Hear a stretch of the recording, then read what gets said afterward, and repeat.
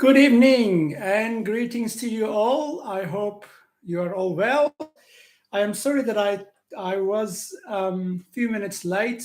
I have really tried hard to start this live stream in a different program so I could show you some pictures to support what I'm going to tell you, but it didn't work out. So nevertheless, we are here, and good evening, greetings to you all. And shall we now start? Shall we wait 1 or 2 more minutes for a few others? I think we're going to just go ahead and start. And today's topic, friends, is will South Africa become the next Lebanon? Now, I don't know if you know where Lebanon is and what has happened with Lebanon. If you do not know that, you probably will not really understand what I am trying to say. But based on the Bible prophecies and based on how God operated in the last, let's say, in the last 70, 80 years' time, it seems like South Africa is on the same trajectory as the country of Lebanon. I really wanted to be able to show you some pictures concerning what the country of Lebanon was before 1980s and what it has become after 1980s. Did you know until 1980s, Lebanon was known to be the Paris of the Middle East. It was probably the most developed, sorry, not Lebanon, the capital city of Lebanon, the city of Beirut, was known to be the Paris of the Middle East. And the country of Lebanon had a good economy. People were affluent and they had good lives. This was until 1970s, late 70s, early 80s. And the city of Beirut was really one of the most beautiful cities in the whole of the Middle East. It was in many ways a parallel to the city of Paris with its art and culture and with its lifestyle, with beautiful architecture, beautiful buildings, beautiful nature and parks and seaside promenades. It was a wonderful place to be. In fact, many people from all over the world flock to the city of Beirut for holidays. Now, when the Jewish people came back in 1948, Lebanese people did not know how to respond to the new Israeli government that was just further south of the country of Lebanon. And their relationship with Israel was pretty much since the early days of 1949. Their relationship with the country of Israel was a Humpty Dumpty story. One day it was good, 3 days it was bad. But eventually, the anti-Semitism that was already in place in the Lebanese society has grown so much that it literally sucked the entire Lebanese population in, and Lebanon became one of the most anti-Semitic societies in the Middle East. But not only that, in the passing of the years, Lebanese people, did you know, more than 50% of the Lebanese population was Christians to start with. Muslims were less than Christians in the early 1940s and 50s. More than 50% of the Lebanese people were Christians of different denominations. They had magnificent churches all over the country, just like South Africa. They had many denominations, many Bible schools everywhere. It was a Western-like, pro-West Christian society. And there were Muslims, of course, but often Muslims will come and plant their church next to a mosque. But this Lebanese people made one strategic mistake, which South Africans are making today, my friends. Lebanese Christians as well as non Christians, they chose to embrace hostility towards Israeli people and Jewish people. And in that hostility towards Jews and Israelis, they found a new friend for themselves among the Muslims. Does that sound any familiar to you? South Africans have been doing the same thing. In fact, there is a very disgusting document, a declaration that was issued from Durban by South Africans and also many international delegates that were invited to South Africa in 2001 under the leadership of the United Nations. In this conference in 2001, more than 3,000 South African NGOs and churches, as well as many civil organizations, many politicians, many so-called freedom fighters, united, and they declared Israel to be a racist apartheid state. Originally, the plan of this meeting actually had almost nothing to do with Israel. They were there to denounce practices of slavery and racism. But in that breath, South Africans denounced Israel for being a racist and apartheid regime. It was in 2001. So we are now going back, my friends, 23 years. And after that, this document became the bedrock of many international accusations against Israel, accusing the nation of Israel of being racist and apartheid regime. Now, interestingly, Lebanese people made very similar terrible mistakes in their lifetime.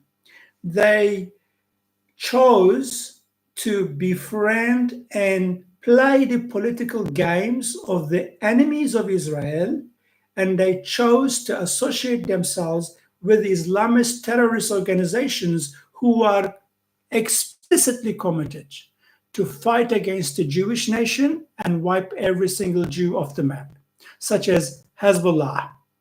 And as a result of that, for the last 30 plus years, Lebanese homeland was the homeland of one of the most dreaded, most evil Islamic terrorist organizations that is also registered and recognized as a terrorist organization by most of the Western world.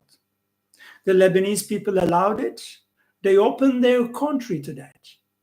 And guess what? Since 1980s, almost coinciding with Lebanese people embracing Islamic terrorism against Israel, about that time, Lebanese economy and Lebanese quality of life started plummeting at a very high speed. Now I want to get back to South Africa. South African government, as well as people, and as well as churches. Now this is very, very hurtful for me. Many South African churches, to this day, they denounce Israel of being God's people.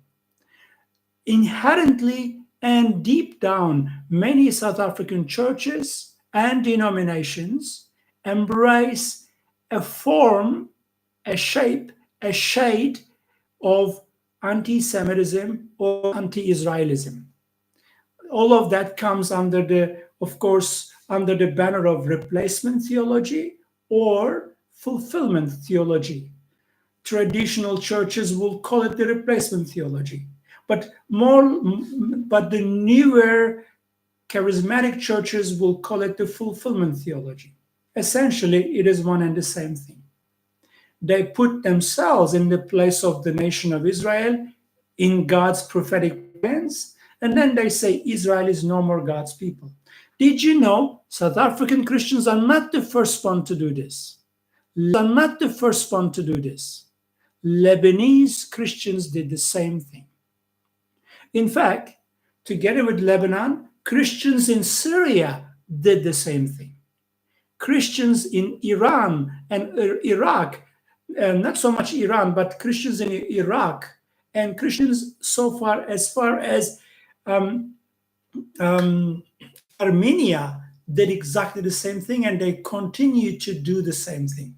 Very strong notion of replacement theology in one or another way.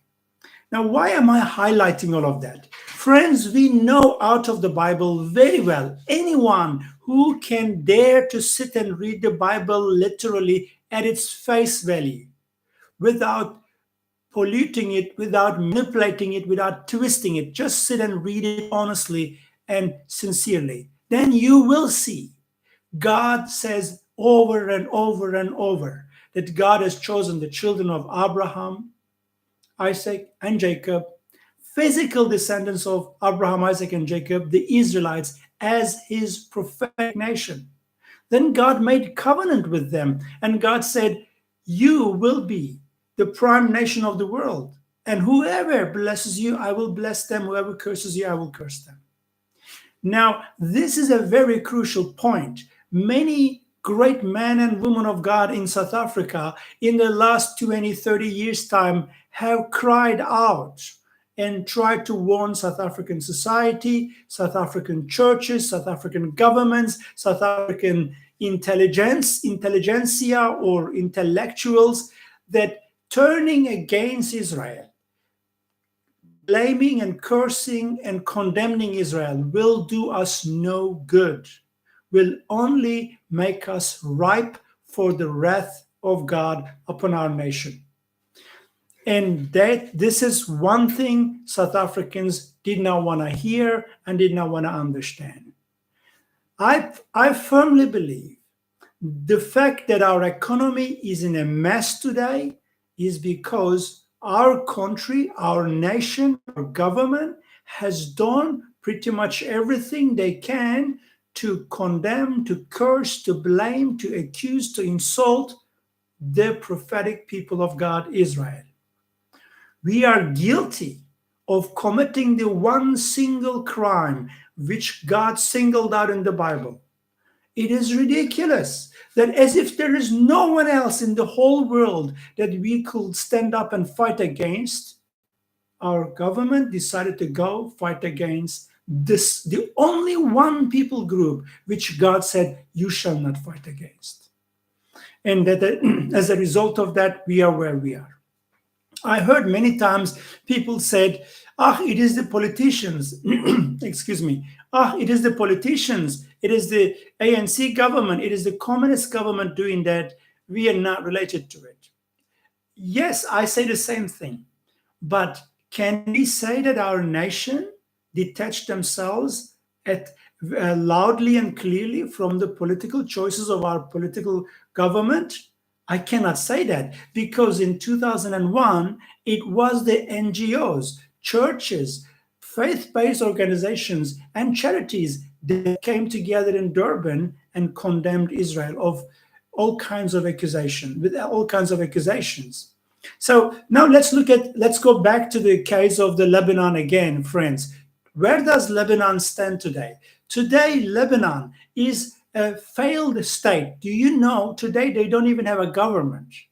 Their economy is so badly broken that their money means nothing. They are worse than today. The state of the country of Lebanon is far worse than Zimbabwe. Did you know that? Did you know even before this Israeli strikes in Lebanon began to happen, even before October 7 attack, Lebanon was among the worst collapsed countries in the whole world. They don't even elected or appointed government leaders. There is only one guy there. He is temporarily occupying the government office, and he is called the caretaker of the government. Their money is worthless. It is on free fall. There is no electricity in the country. There is no fuel in the country to drive vehicles. There is no water. There is no food. Did you know this country was once the shining star of the Middle East?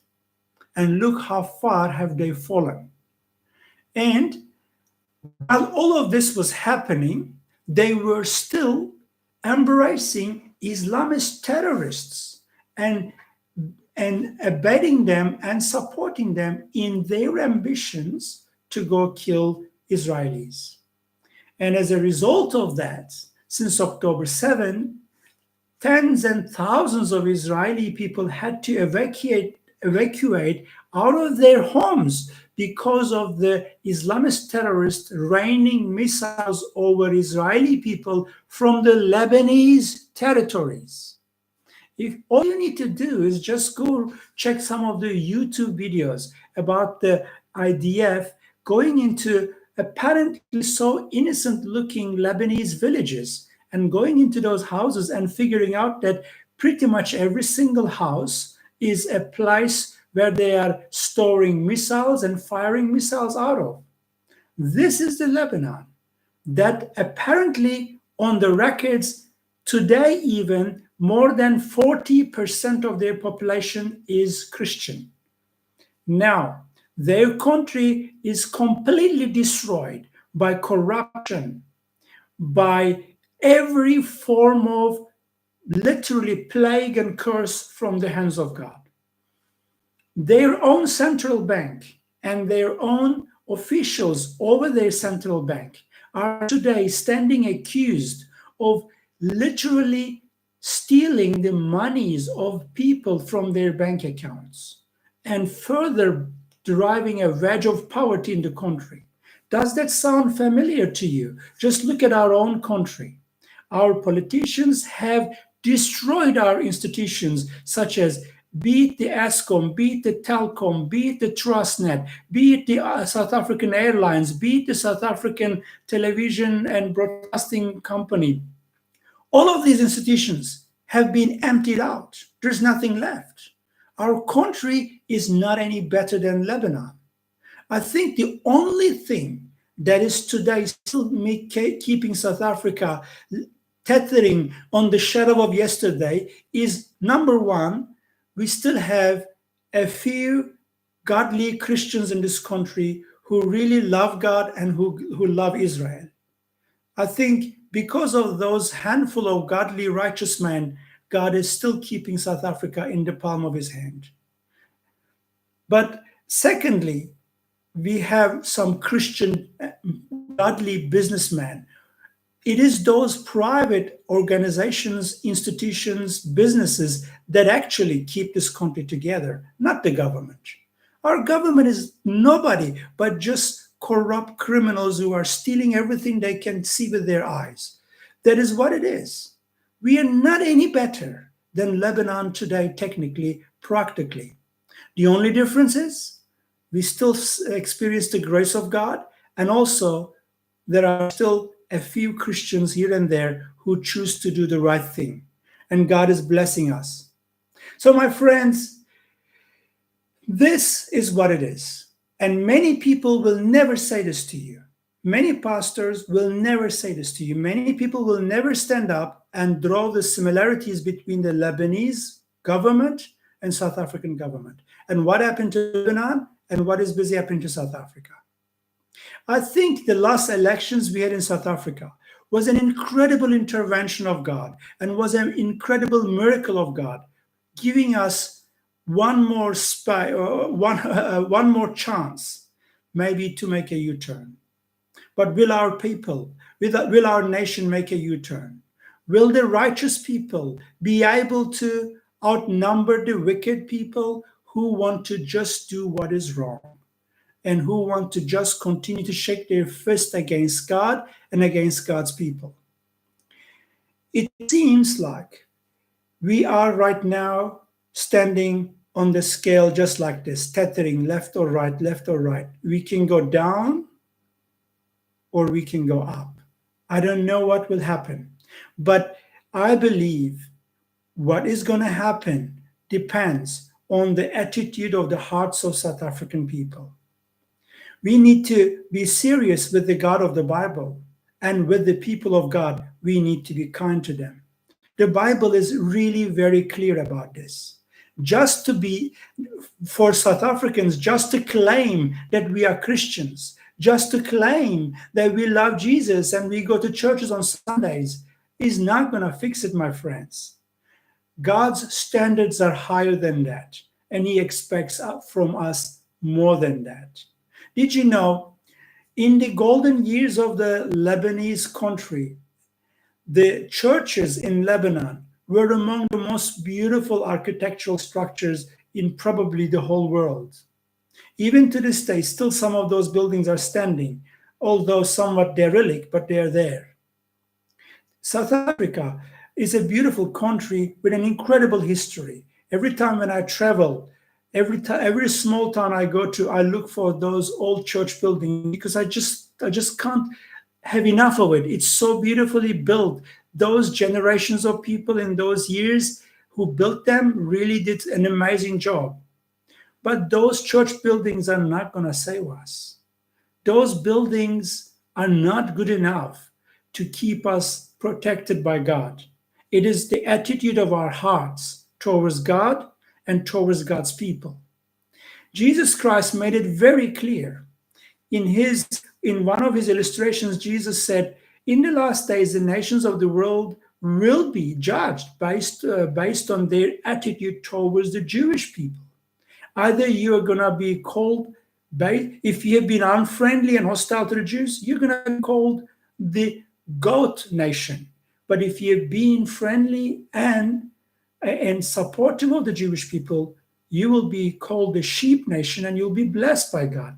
Did you know the goat people or the goat nations, those who are deemed to be the goats by Jesus because of their hostility towards Jesus, even if they live through the 7-year tribulation and come to the end of 7-year tribulation alive, even if they manage that, they will not be allowed into the millennial kingdom. Jesus will cast them away. They'll be killed and they'll be thrown away because of their hostility to the Jews. Did you know that? So our stance as a nation in South Africa towards God and towards the people of God in Israel is going to determine our destiny. It's going to determine our future. I cannot overemphasize this. I said it many a times and many people were upset with me, but I'm going to say this very important thing one more time. No person can claim to be Christian and the worshiper, lover, follower of Jesus Christ if he cannot also at the same time love and pray for the nation of Israel. Simple as that. No person who harbors any form of anti-Semitism, any form of anti-Israelism, shouldn't call himself Christian because he doesn't actually, what he says doesn't make sense. Because Jesus is the King of the Jews. You know that? He is the King of the Jews. When he was crucified on the cross, even the Roman Pilate wrote there, the King of the Jews. And when Roman emperor, governor wrote it, rabbis came and said, don't write there the King of the Jews. And his answer was, so he gave the most wonderful answer. It's my favorite statement in the Bible. He said, I wrote whatever I wrote. Isn't that amazing? Even that Roman governor understood this man is the King of the Jews. He is the King of the universe. And if you say you love Jesus, you actually have a godly obligation, God-given obligation to be friendly towards the biological family of Jesus, his brothers and sisters, the Jews. So friends, where will South Africa go? What do you think? Please write that in the comments for me. Just write there and tell me what you think or what I shared. I pray that South Africa will not go down the same route as Lebanon. But so far, our government has followed on the footprints of the Lebanese government as if they are literally intentionally doing it. I hope God will intervene and there will be a great U-turn. But tell me, please, what you think. Write down that in the comments. And with that, I'm coming to the end of this live stream. May the Lord Jesus Christ bless you, and I will see you again in another episode, God willing, tomorrow. God bless and goodbye.